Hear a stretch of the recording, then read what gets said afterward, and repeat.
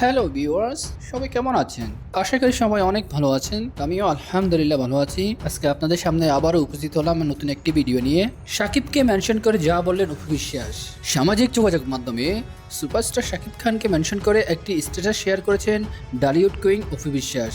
এরপরই শাকিব ও অপুকে নিয়ে আলোচনায় মুখরিত হতে শুরু করেন নেটিজেনরা। বেশ কিছুদিন ধরেই মিডিয়ায় আলোচনায় রয়েছেন অপু বিশ্বাস।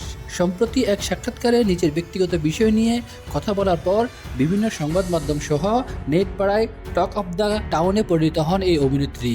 সে সাক্ষাৎকারে তিনি বলেন, আব্রাম না থাকলে তাকে আমার যোগ্য বলেই মনে করতাম না। সে আলোচনা আরও বাড়িয়ে দিয়েছে অপুর একটি স্ট্যাটাস। সোমবার 23 ডিসেম্বর তিনি একটি নিউজ শেয়ার করেন। ক্যাপশনে লিখেন, আমি যা বোঝাতে চেয়েছি যারা বুঝতে অসক্ষম তারা ঠিকই বুঝে নেয়। কিছু অবুঝ মানুষ বিষয়টাকে ঘোলাটে করার চেষ্টা করছে। এই লেখার পর প্রাক্তন স্বামী শাকিব খান ও ছেলে আব্রাম খান জয়কে লাল রঙের ভালোবাসার ইমোজি মেনশন করেন অপু।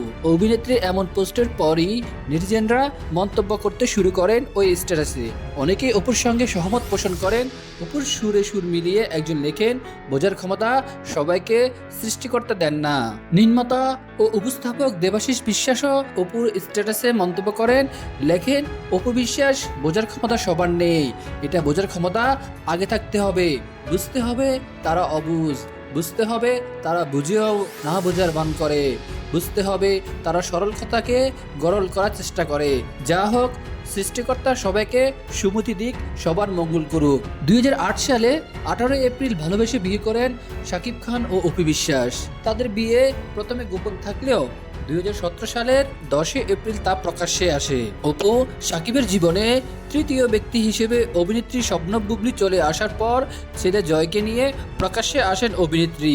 এই ঘটনার পর 2018 সালের 12 মার্চ বিবাহ বিচ্ছেদ হয় তাদের। বিচ্ছেদের 4 মাসের মাথায় বুবলিকে বিয়ে করেন শাকিব। তবে শাকিব বুবলি সংসারে বীর জন্ম নেওয়ার পর সেই সংসারও ভেঙে যায়। তো দর্শক বন্ধুরা, অপু বিশ্বাস কাকে ইঙ্গিত করে এমন স্ট্যাটাস করেছেন, আপনাদের অভিমত আমাদের কমেন্টে জানান এবং পরবর্তী সমস্ত ভিডিও পেতে আমাদের সাথেই থাকুন আর অবশ্যই চ্যানেলটিকে সাবস্ক্রাইব করুন।